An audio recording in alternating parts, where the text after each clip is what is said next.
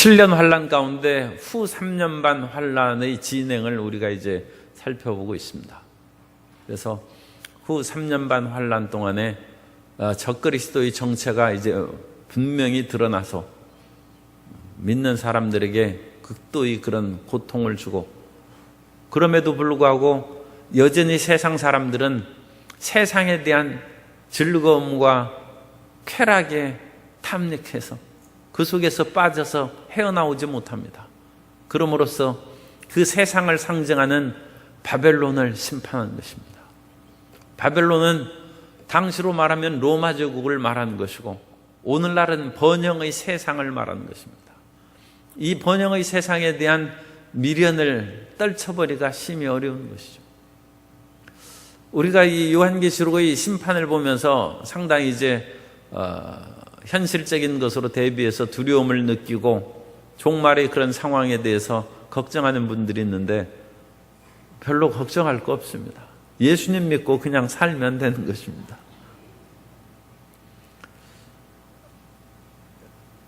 옛날에 이제 그 바닷가에 가서 그 조개를 잡는 데거나 뭐 그렇게 이제 또 해수욕장 같은 데에서도 멀리 그 모래라든지 그런 것이 물이 빠져나갔을 때 들어가면 너무 깊이 들어가지 말라고 하는 것은, 바닷물이 자기가 서 있는 곳으로 금방 밀려오는 것이 아니라 돌아서 이렇게 온다는 것이죠. 우리가 어느새 보면 자기는 몰랐는데 주변이 다 물로, 바닷물로 차 있는 거예요. 그리고 그때 서둘러서 나오면 어려움을 당할 수 있다. 요한계시록의 심판을 보면 그렇게 되어 있습니다. 심판이 곧바로 사람에게 닥치는 것이 아니라 주변의 환경에 우리가 먹고 마시는 그런 식물, 그거에 심판이 임하고, 사람들이 추구하는 그런 부귀나 물질의 그런 것에 심판이 임하고, 그래서 결국은 세상이 먼저 심판을 당해요. 그래서 세상에 대한 그런 심판을 통하여 사람들이 두려워하는 거예요. 그 사람에게 곧바로 어떤 것이 다가오면 크게 두려움을 느끼지 않는데, 주변의 그 일들이 하나씩 어떤 큰 곤경에 빠지고 죽는 것을 보면 공포에 빠지는 것이죠. 그런데 요한계시록이 그 주변의 것들이 하나씩 사라지고 결국은 세상에 심판받고, 그 다음에 요한계시록의 내용을 우리가 생각해 보면 그 다음에 마지막에 그 세상을 배후에서 조정하고 다스렸던 마귀와 그 졸개들이, 귀신들이 심판을 받아서 불못에 던져지고, 그 다음에 백보자 심판이 있어 사람을 심판하는 거예요. 이 사람의 심판이 요한계시록의 20장에 가장 마지막에 나온다는 것이, 그게 중요한 것입니다. 그러므로 우리가 이 세상의 두려움과 종말의 심판에서 벗어날 수 있는 길은 먼저 심판을 받는 거예요. 우리가 세상의 두려움이 아무리 다가와도 자기가 먼저 심판받고 매도 먼저 맞는 것이 낫다는 거죠. 먼저 매를 맞고 먼저 자기가 심판받는 것이 그리스도 안에서 죽는 것입니다. 내가 그리스도와 함께 십자가에 못 박혀 죽었던 것입니다. 두려움이 떠나는 것입니다. 자기가 세상에 대한 마음을 움켜쥐고 그거 안 버리려고 끝까지 발버둥 치면 칠수록 마지막까지 떨면서 사는 것입니다.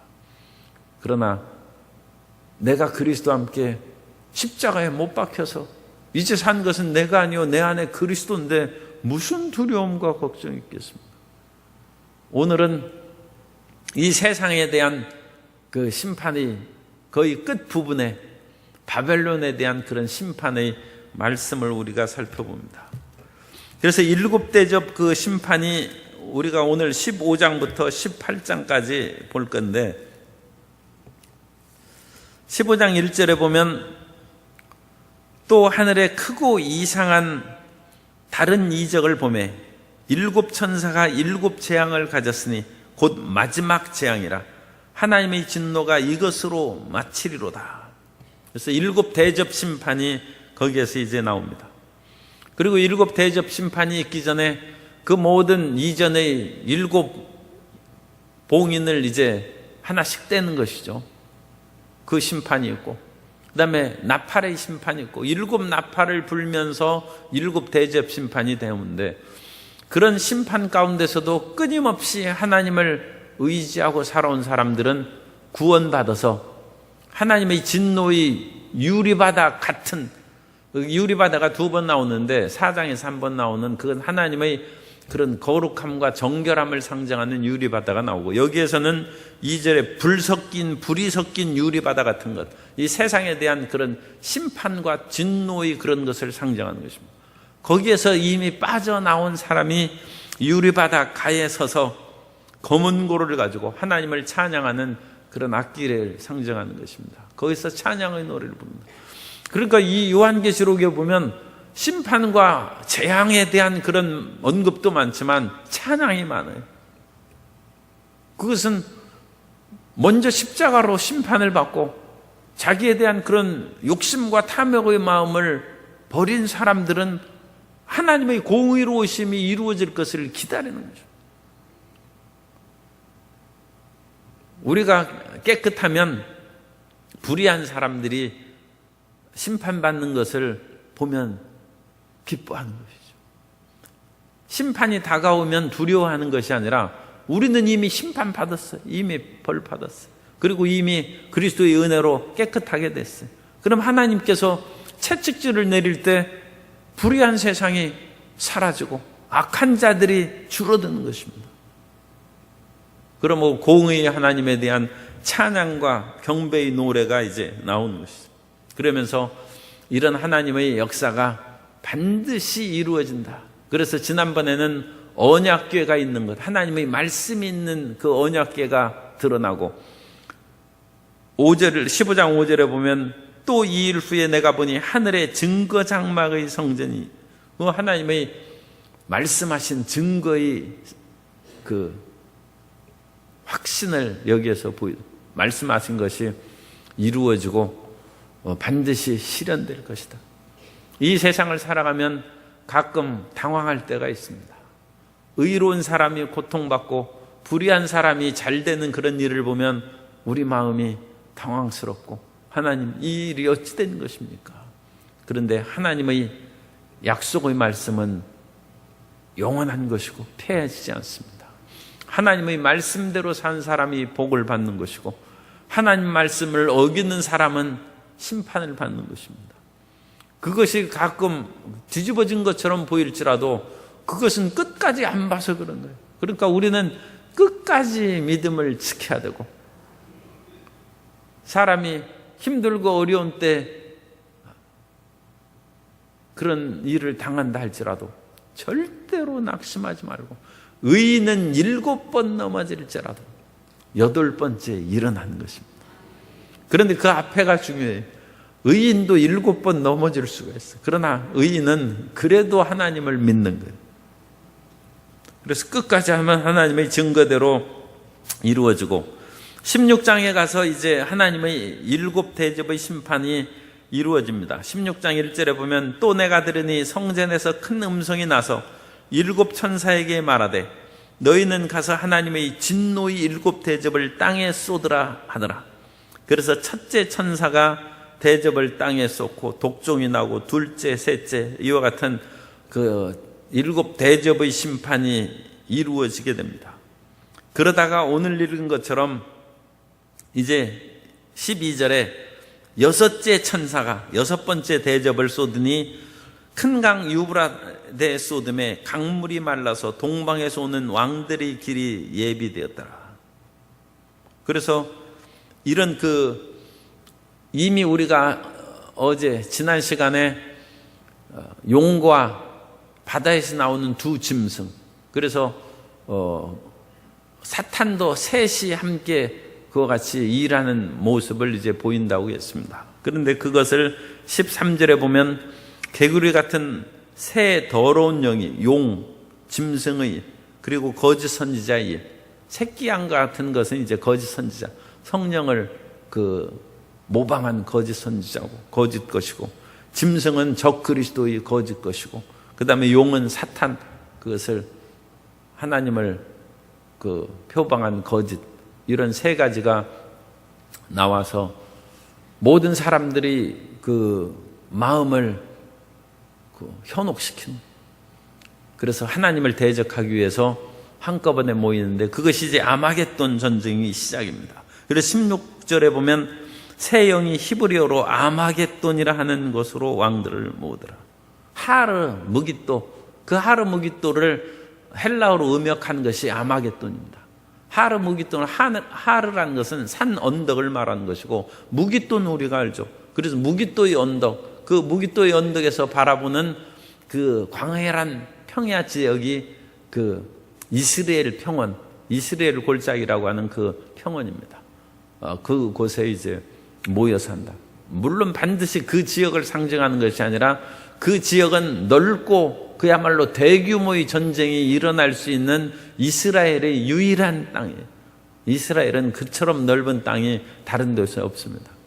그런 것처럼 광활한 지역에서 대전쟁이 일어날 것을 상징하는 것이 이제 아마겟돈. 그래서 이 아마겟돈 전쟁은 19장에서 이 전쟁이 실행됩니다. 그래서 19장 19절에 그 말씀이 나와 있습니다. 19장 19절, 또 내가 보매 그 짐승과 땅의 임금들과, 이제 그 짐승들이 유혹해서 모아놓은 땅의 임금들과 그들의 군대들이 모여 그 말탄 자와 그의 군대와 더불어 전쟁을 일으키다가 짐승이 잡히고 그 앞에서 표적을 행하던 거짓 선지자도 잡혀서 산채로 유황불에 던져지고, 그래서 거짓 종류, 사탄의 새 무리가 둘이 붙잡혀서 불못에 던져지고, 그 다음에 천년왕국이 20장에 있고, 마지막에 사탄이 붙잡혀서 불못에 던져짐으로 심판이 마지막 바에 이르는 것이죠. 마지막 백보자 심판은 이제 사람들에 대한 심판입니다. 그래서 이 아마겟돈 전쟁이 끝난 거. 그런데 다시 16장으로 오셔서 이와 같은 전쟁을 예비한 일이 이제 진행됩니다. 그래가지고 사람들이 모이는데, 하나님께서 이들을 끝까지 회개하고 돌이킬 수 있도록 그들이 의뢰하고 신뢰하는 바벨론을 파멸시킵니다. 그 바벨론은 문명과 번영의 상징인 대도시를 말합니다. 오늘날 세계의 그런 최강이요, 최고의 문명을 자랑하는 그런 나라에서도 토네이도가 몰려들고, 거기도 이제 우리식으로 얘기하면 태풍이 하니까 뉴올리언즈라든지 어떤 그런 남부의 그 지역이 물바다가 되지 않습니까? 그래서 그야말로 수많은 자동차들이 줄지어서 다 피난하고 몽땅 잠겨버리는 겁니다. 지붕 위에까지 물이 잠겨버립니다. 그러니까 인간이 문명으로 건설한 것이 부질없는 것이죠. 그러니까 우리 안에서 하나님께서 평화를 주시면 살거니와 그렇지 않으면 그 모든 것이 그냥 물에 잠겨버립니다. 이번에도 태풍 제비가 일본을 강타하니까 지붕이 날아가고 자동차가 그냥 바람에 날려가 서로 엉겨 붙고, 사람들이 생각할 수 있는 그 한계를 뛰어넘는. 그래서 바벨론에 대한 그런 심판은 인간의 자만의 문명에 대한 심판입니다. 그 인간의 그런 자만한 길을 유혹으로 나가는 것이 이제 바벨론에 대한 음녀의 심판이다. 그래서 17장 1절을 보면, 또 7 대접을 가진 7 천사 중 하나가 와서 내게 말하여 이르되, 이리로라, 많은 무리에 앉은 큰 음녀가 받을 심판을 내게 보이리라. 그래서 바벨론 종교의 심판입니다. 이 바벨론 종교라는 것은 문명화된 세계에 있어서 사람들을 헛된 길로 이끌어가는 사상이나 이념 또는 거짓 종교를 말합니다. 그래서 그런 것으로 사람이 미혹하고 자기 나름대로 뭔가 가치관이 있고 인생관을 가져야 바벨론의 사람들도 살아갈 거 아닙니까? 그런데 그것은 하나님께서 주신 인생관과 가치관이 아니라 세상의 가치관이요, 세상적인 인생관인데, 그것은 간단하게 얘기하면 쾌락 같은 거예요. 노세 젊어서 노세. 그러면서 인간의 육체를 즐겁게 하는 거예요. 하나님께서는 남녀를 지으신 것이 생육하고 번성하여 땅에 충만하기 위해서 주신 것인데, 오늘날은 자식은 안 낳고 동성애의 그런 것으로 쾌락을 누리고 인생의 쾌락을 위해서 남녀가 사는 거예요. 우리는 남녀가 쾌락을 위해서 살다가 그것이 지나치니까 동성 간에 그와 같은 쾌락을 추구하는 거예요. 그리고 그것을 하는 것이 무슨 문제가 있느냐? 그것을 합법화해라. 그런 가치관이 음료의 종교입니다.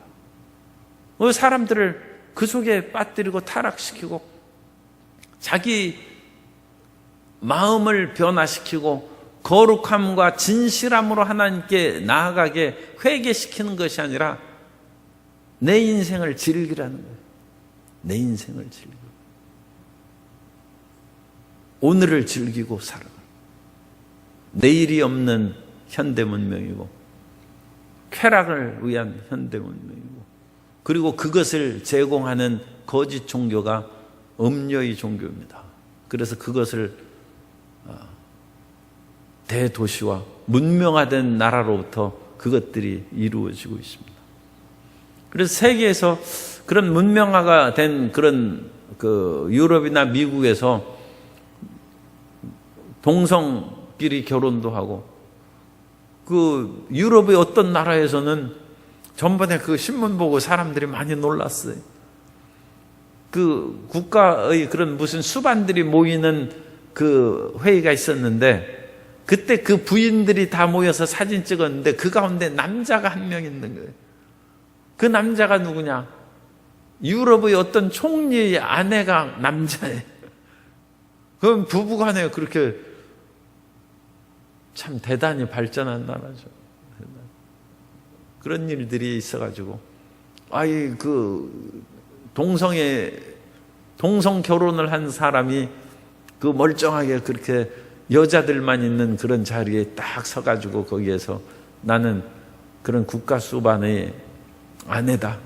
그런데 아내가 여자가 아니라 남자로 그렇게 찍었어요. 그리고 지금 그런 것들을 인권위원회에서 우리나라에서도 지금 추진하고 있습니다. 소수인권을, 다수인권은 그런데 보호 안 합니까? 다수인권도 존중해 줘야죠.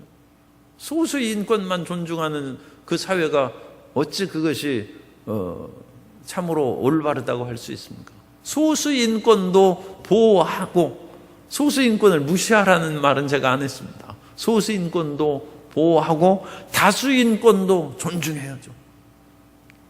그래서 서로 상생의 길로 나아갈 수 있어야 되는데, 그 두 가지가 충돌을 할 때 그것을 조화를 일으킬 수 있는 그 방법을 잘 모색해야 되는데, 오늘날은 결국은 인간의 그런 쾌락, 자기중심의 극단적으로 치달려가는 그 근본적인 마귀의 괴계가 문명화된 사회에 있는 것입니다. 그래서 그와 같은 음녀를 심판하는 그 내용이 17장에 그렇게 나와 있습니다. 그리고 나서 인생의 마지막에 대한 그런 심판이 바벨론의 패망이 거기에서 나와 있어요. 바벨론은 정치, 경제, 모든 그런 인간이 추구하는 사회적인 명예의 그런 자리가 바벨론인데, 18장 1절, 2절 성경에 있는 분은 18장 1절, 2절을 우리 다 같이 읽겠습니다. 이 일 후에 다른 천사가 하늘에서 내려오는 것을 보니 큰 권세를 가졌는데 그의 영광으로 땅이 환하여지더라. 힘찬 음성으로 외쳐 이르되 무너졌도다 무너졌도다 큰 성 바벨론이여, 귀신의 처소와 각종 더러운 영이 모이는 곳과 각종 더럽고 가증한 새들이 모이는 곳이 되었도다. 그래서 이제 폐허가 되고 죽음의 터전이 됐으니까 온갖 더러운 것들이 모이는 그런 바벨론에 대한 패망을 얘기하고, 이 바벨론에서 돈도 벌고 명예도 얻고 온갖 그런 그 세상의 즐거움을 누리던 모든 사람들이 이제 가슴을 치고 한탄한, 자기들이 의뢰하는 그것이 무너진다. 그것은 그 예수님을 우리가 믿을 때 오늘날의 그런 상황하고 마찬가지예요. 우리가 예수님을 믿을 때는 그런 이 요한계시록에 나오는 그 모든 것이 다 무너진 그런 것을 구체적으로는 체험하지 않지만 그래도 사람이 좀 눈물을 흘리는 것이죠. 이제 나는 세상에 대한 그런 삶은 끝났구나. 난 이제 하나님을 위해서 살아가는 그런 새 사람이 되었구나. 그렇게 생각해보면 세상에 대한 그런 아쉬움에서 이제 눈물을 한 방울 흘리는 거예요. 세상에 대해서 너무 눈물 흘리고 그러면 롯의 아내처럼 또 뒤돌아보고 그러면 소금 기둥이 되는 것이죠. 그런 그 가짜 믿음이죠. 그러니까 그 아쉬움에 눈물을 흘리고 세상에 대한 이와 같은 바벨론의 영광을 우리 속에서 끊어버린, 월즈워드가 얘기하는 초원의 빛이요 꽃의 영광이요, 그것이 사라져버려. 이제 내 인생은 끝났구나. 그리스도 안에서 나는 새 사람이 되고 경건한 사람이 되는 거야. 그것이 믿음이에요. 그런데 믿은 후에 믿은 후에 보니까 이 세상에 대한 그런 쾌락을 조금 꿀을 찍어 먹어도 안 죽거든. 그래가지고 세상에 대한 기웃거리는 사람이 가끔 있어요. 그러다가는 이 요한계시록의 그 심판에 휘말려 갈 수 있어요. 세상이 있으면 세상이 있는 만큼 땅의 심판, 하늘의 심판, 바다의 심판, 그런 음녀의 심판, 바벨론의 심판이 들어온 것입니다. 자기 속에 귀신이 들어있는 만큼 그만큼 고통을 당하는 것입니다. 그러나 그리스도 예수 안에서 세상에 대해서 죽고 나는 예수님에 대해서만 살아있는 사람은 심판이 무서울 까닭이 없고 요한계시록의 그런 재앙이 우리 무시할 것 없고,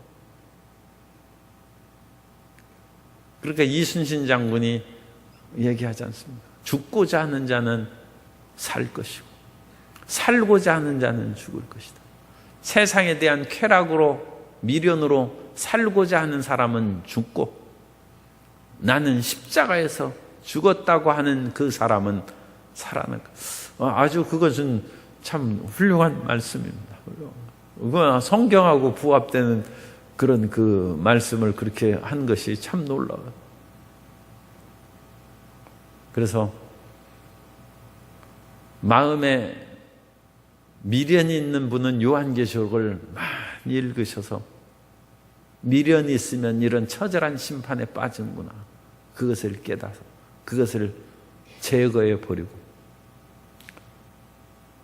그리스도 예수와 함께 십자가에 못 박혀 죽고 이제 내가 산 것이 아니라 내 안에 그리스도께서 사신 것이라는 그런 담대한 믿음을 읽는 분은 그 요한계시록 통과한 거예요. 두려울 거 하나도 없어요. 우리는 살아도 좋고 죽어도 좋고 항상 예수님의 품 안에 있게 될 줄로 믿습니다. 지금 마지막 이 바벨론의 멸망이 이제 진행되는데 메릴 C. 텐이라는 신약학자가 있어요. 그래서 이 신약학자가 그걸 비교했습니다. 이 바벨론은 광야의 그런 삶을 알고 그러다가 산에 시온산에 새 예루살렘이 이릅니다. 그러니까 우리는 두 어느 곳에 사는지 그걸 한번 살펴봐야 된다. 바벨론에서 사는 사람은 절망 가운데 있고 나는 비록 이 세상에 발을 딛고 바벨론에 있는 것 같지만 실제로는 내 마음은 시온산에 있다. 그 사람은 두려울 것이 없다는 거예요. 시온산에 있다.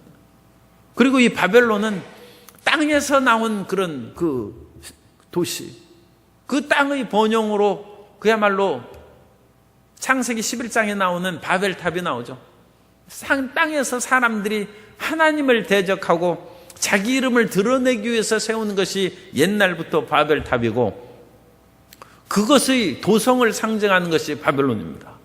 인간의 문명이요 하나님을 대적하고 뜻을 거스리며 살아가는 것은 바벨론이고 예루살렘은 하늘에서 내려오는, 이제 나는 하늘로부터 내려오는 성령으로 거듭난 삶을 살고 성령께서 주시는 지혜와 명철로 살고 성령의 인도하심을 받아서 살아가는 것은 예루살렘에서 사는 사람이에요. 바벨론은 사라질 것입니다. 그러나 예루살렘은 크고 영원히 빛날 것입니다. 바벨론에서도 온갖 그 부귀영화가 있어요. 그래가지고 금은 보화, 자줏빛 옷, 그런데 그런 것이 가증스럽고 더러워요. 어떤 사람은 온갖 치장을 했는데 그게 뭔가 별로 아름답지 못하고 추한 것처럼 바벨론에도 찬란한 금은 보화가 있는데 그런 것은 사라져버리고 추한 것으로 나타나고, 예루살렘에는 12사도와 그 모든 신실한 하나님의 종들의 이름이 기록되고 거룩함으로 빛나고 거기에는 생명의 강이 흐르고 생명나무가 열매를 맺는 그런 새로운 역사가 나타납니다. 바벨론은 결국 저주를 받아서 사라질 것이고 예루살렘은 하나님의 영원한 복 가운데 평화와 행복을 누릴 것입니다. 오늘 우리가 그 마음의 결단을 내려야 됩니다. 내가 바벨론에 대한 미련과 유혹을 던져버리고 시온산에 있는 예루살렘, 하늘로부터 내려오는 성령을 힘입어 살 것인가, 아니면 여전히 육체의 쾌락과 감각의 즐거움에 빠져서 세상에 묻혀 살 것인가. 그 사람에게는 요한계시록은 진노의 책이 되고 두려움의 책이 될 것입니다. 그러나 예루살렘에서 살고 성령을 쫓아 살아가는 사람은 하나님의 심판이 아니라 새 세계가 다가오는 희망과 기대 속에 살아갈게 우리를 인도해 주실 것입니다. 예루살렘에서 성령의 위대한 은총 가운데 살아가는 모든 성도님 되시기를 예수님 이름으로 축원합니다.